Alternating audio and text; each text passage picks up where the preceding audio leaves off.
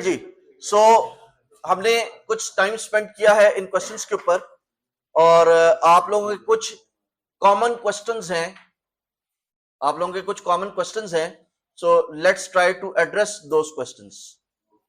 पहला जो सवाल जिस पे आप लोगों ने खप डाली है वो सवाल है show the names of the employees along with the names of their supervisors. ठीक है, एक ये वाला सवाल आप चाहते हैं कि मैं यहां पे बोर्ड पे हम कर लें, ठीक है, इसको डिस्कस कर लेते हैं और फिर इसके बाद अगले जो 3-4 सवाल हैं उसके अंदर 2 से ज्यादा टेबल्स आपस में कनेक्ट हो रहे हैं। फॉर एग्जांपल क्वेश्चन नंबर 4 में 3 टेबल कनेक्ट हो रहे हैं, क्वेश्चन नंबर 5 में 4 टेबल कनेक्ट हो रहे हैं। ठीक है, सो अगले जो सवाल है उसके अंदर 2 से ज्यादा टेबल्स आपस में कनेक्ट हो रहे हैं, तो जरा उनमें से भी कोई एक सवाल देख लेते हैं। ठीक है, आई होप कि उससे आपके जो दिमाग में सवालात रेज हो रहे हैं वो आंसर हो जाएंगे। ठीक है जी, क्वेश्चन नंबर 3 कहता है show the names of the employees along with the names of their supervisors. सबसे पहली बात तो ये बताइए कि अगर मैं यहां पे सुपरवाइजर्स की जगह या इस सवाल की जगह मैं ये सवाल लिख देता show the names of the departments and the name of the managers, show the names of the departments and names of the managers. So department managers की इंफॉर्मेशन हमें कहां से मिलती, डिपार्टमेंट नेम हमें कहां से मिलते, ये बताएं। पहली बात ये बताएं डिपार्टमेंट नेम हमें कहां से मिलते, डिपार्टमेंट से मिलते। और डिपार्टमेंट मैनेजर की इंफॉर्मेशन हमें कहां से मिलती है कि कौन है डिपार्टमेंट मैनेजर्स। कौन सा कॉलम था ये बताता है कि डिपार्टमेंट मैनेजर कौन है, मैनेजर एसएसएन। और उन मैनेजर एसएसएन के अगेंस्ट नाम क्या पड़े हुए हैं वो हमें कहां से पता चलता, एम्प्लॉय के टेबल से। अब जरा इसी सिनेरियो को मैप करें कि अब मैं कह रहा हूं कि एम्प्लॉय के नाम बताएं, पहले मैं कह रहा था डिपार्टमेंट के नाम बताएं। ठीक है, तो अगर मैं कहता हूं एम्प्लॉय के नाम बताएं तो ये इंफॉर्मेशन कहां से मिलेगी, एम्प्लॉय के टेबल से मिलेगी। एम्प्लॉय का सुपरवाइजर कौन है ये कौन सा कॉलम बताएगा, सुपर एसएसएन बताएगा। पहले वहां पे हमारे पास मैनेजर एसएसएन था जो बताता था डिपार्टमेंट का मैनेजर कौन है, यहां पे सुपर एसएसएन बताएगा कि एम्प्लॉय का सुपरवाइजर कौन है।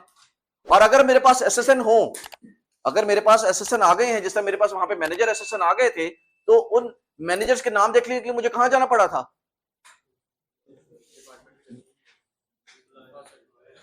एम्प्लॉय के टेबल।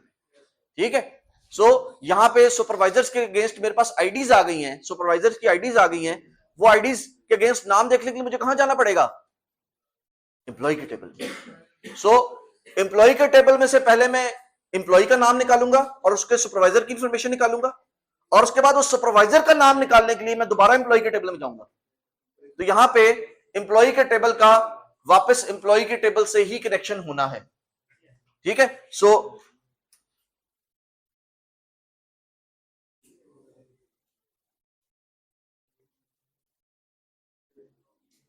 ये हमारे पास सवाल है, show the names of the employees along with the names of their supervisors. So जब हम इसे अटेम्प्ट करने लगेंगे तो सबसे पहले तो हम कहते हैं कि जी हमें एम्प्लॉइज की इंफॉर्मेशन चाहिए। ठीक है, सो हम कहते हैं जी select e dot F name and e dot L name. मुझे सुपरवाइजर की इंफॉर्मेशन चाहिए। सुपरवाइजर, लेट्स अज्यूम कि मेरे पास एक टेबल ई जिस तरह एग्जिस्ट करता था एम्प्लॉय के लिए, उसी तरह मेरे पास एक टेबल एस है फॉर सुपरवाइजर। ठीक है, तो मैं कहता हूं जी एस के टेबल में से एफ नेम और एस के टेबल में से ही एल नेम निकाल के लिया। ठीक है, फ्रॉम ई कौन है, एम्प्लॉय, ई ज्वाइन सम एस, वो टेबल कौन सा है, वो भी एम्प्लॉय का टेबल है। और कंडीशन क्या लगानी है, ऑन ई का सुपर एसएसएन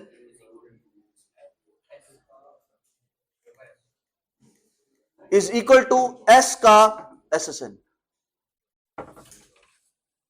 ठीक है, आप इसे जिस तरह हमने डिपार्टमेंट एंड डिपार्टमेंट मैनेजर और उनके नाम डिस्प्ले करवाने के लिए यूज किया था, इसको उसी के ऊपर आप कन्वर्ट कर लेना। ठीक है, मैं तो पूछ रहा हूं आपसे, आपका परेशानी कुछ सॉल्व हुई? जी, आप कर लिया वह? जिन लोगों ने इसमें गड़बड़ की थी उनको भी पता चल गया कि क्या गड़बड़ की हुई है? अच्छा, ये जरा देख लीजिए इसके अंदर कि मैंने E dot S S N equal to S dot super S S N नहीं लिखा, ठीक है, क्योंकि मैं एम्प्लॉय के सुपरवाइजर को देख रहा हूं सुपरवाइजर के नाम के साथ, एम्प्लॉय के सुपरवाइजर को सुपरवाइजर की आईडी के साथ मैच कर रहा हूं। जी, कहां से? लास्ट लाइन के बारे में। ई कौन है? ई कौन है? एम्प्लॉय है। एम्प्लॉय का मुझे क्या चाहिए? एम्प्लॉय का मुझे सुपरवाइजर चाहिए। एम्प्लॉय का मुझे सुपरवाइजर चाहिए। एस कौन है? सुपरवाइजर है। सुपरवाइजर का मुझे क्या चाहिए? नेम चाहिए, ठीक है। सो एम्प्लॉय के सुपरवाइजर का मुझे नेम चाहिए। तो सुपर एसएसएन से मुझे सुपरवाइजर की आईडी मिलती है और एसएसएन से मुझे उसकी प्राइमरी की के साथ मेरा कनेक्शन बनता है, ठीक है। अगर आप यहां पे E dot S S N equal to S dot super S S N लिख देंगे तो बात उल्टी हो जाएगी, ठीक है। बात उल्टी हो जाएगी कि आप सुपरवाइजर की आईडी के अगेंस्ट एम्प्लॉय की आईडी चाहते हैं या एम्प्लॉय की आईडी के अगेंस्ट सुपरवाइजर की आईडी चाहते हैं, ठीक है। इसे आप में से कुछ लोगों ने ई और एस की जगह E1 और E2 लिख दिया, वो भी ठीक है, कोई मसला नहीं है। लेकिन अगर आपने पूरा लफ्ज एम्प्लॉय लिखा है तो क्योंकि हम एम्प्लॉय को एम्प्लॉय के साथ ही ज्वाइन कर रहे हैं, ठीक है, तो वहां पे एम्बिग्युइटी आ जाएगी कि आप कौन से वाले टेबल की आप एज अ एम्प्लॉय की बात करेंगे, एम्प्लॉय एज अ सुपरवाइजर की बात कर रहे हैं, ठीक है, उसके किस रोल की बात कर रहे हैं, ठीक है। इस वजह से हमने उनके रोल डिफाइन कर दिए कि एक role E as an employ है और एस एज अ सुपरवाइजर है। अंडरलाइन टेबल्स दोनों के सेम है लेकिन रोल्स फर्क है, ठीक है जी। यहां तक कोई और सवाल? जी,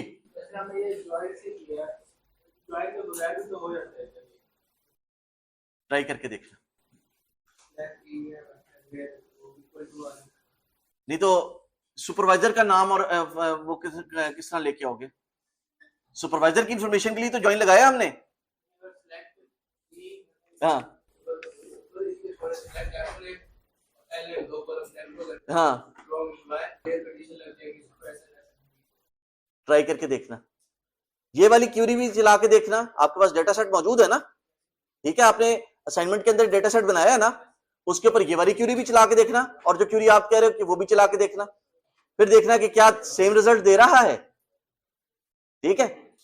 अच्छा जी, इसके बाद जिस सवाल में आप लोगों को बहुत ज्यादा दिक्कत हुई वो सवाल था जिसके अंदर दो से ज्यादा टेबल्स आपस में कनेक्ट हो रहे थे, दो या दो से ज्यादा जॉइंस लगाने की जरूरत थी।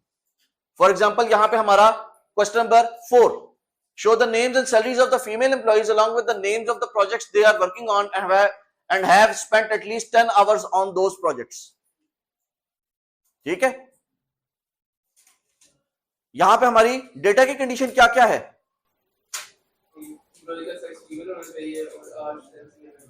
कि एम्प्लॉय का सेक्स फीमेल होना चाहिए और एम्प्लॉय के जो प्रोजेक्ट के ऊपर वर्किंग है वो एटलीस्ट 10 आवर्स की होनी चाहिए, ठीक है।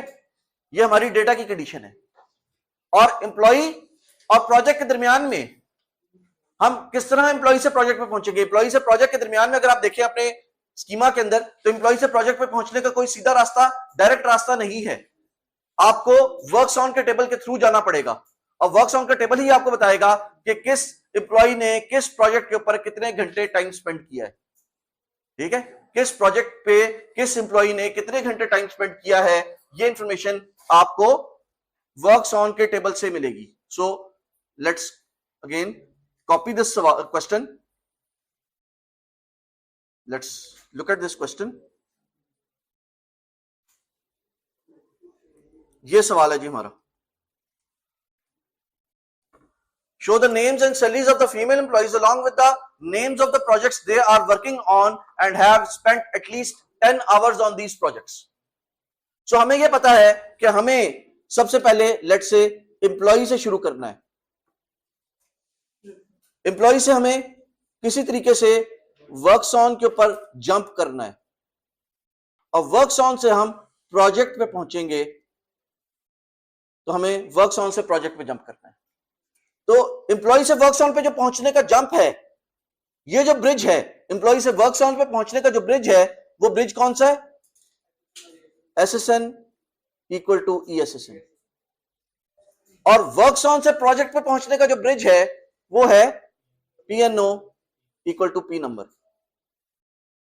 सो लेट्स, ये हमने एक उसका मेमोरी मैप बना लिया, एक उसके हमने मेमोरी विजुअलाइजेशन बना ली, ठीक है, कि हमें पहले एम्प्लॉय से जाना है वर्क्स ऑन के ऊपर, और वर्क्स ऑन से जाना है प्रोजेक्ट के ऊपर, और फिर अलोंग द लाइन हम देखेंगे कि हमें कौन कौन से कॉलम्स चाहिए और कौन कौन से डेटा के ऊपर हमने कंडीशन लगानी है।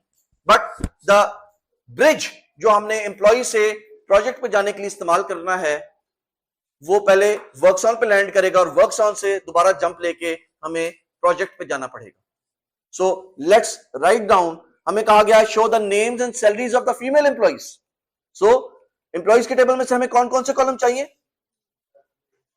सिलेक्ट एफ नेम, ई से कर लेते हैं, e.f name, e.l name and e.salary, ठीक है, along with the name of the projects, ठीक है, p number, p name, name of the project, p name, ठीक है, from employee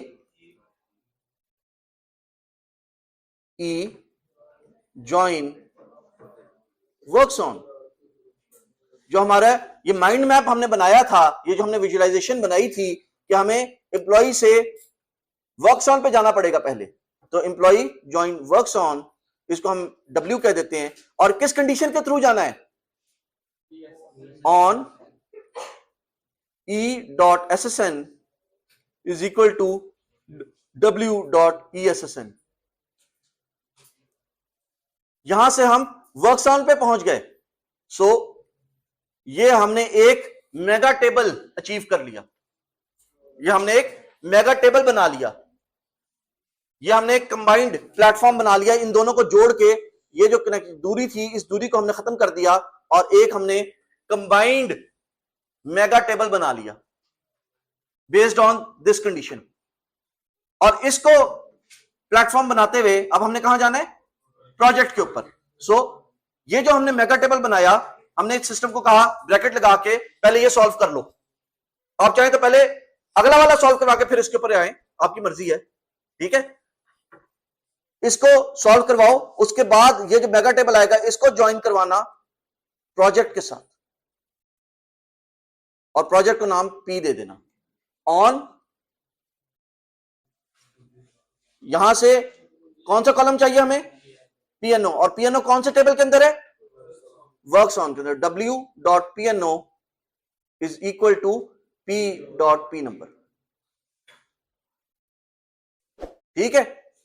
हमारी कनेक्शन की कंडीशन सारी हो गई, हमने अपने मेगा टेबल कनेक्ट कर लिए सारे, ठीक है।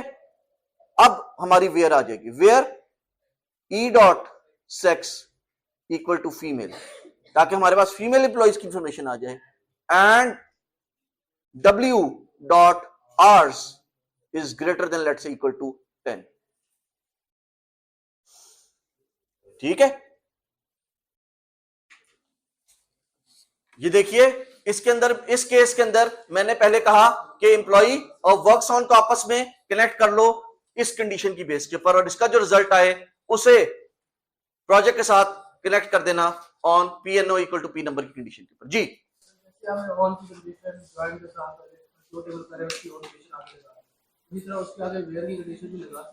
वेयर आपकी क्यूरी में एक मरतबा आएगा, एक सिलेक्ट के लिए एक वेयर।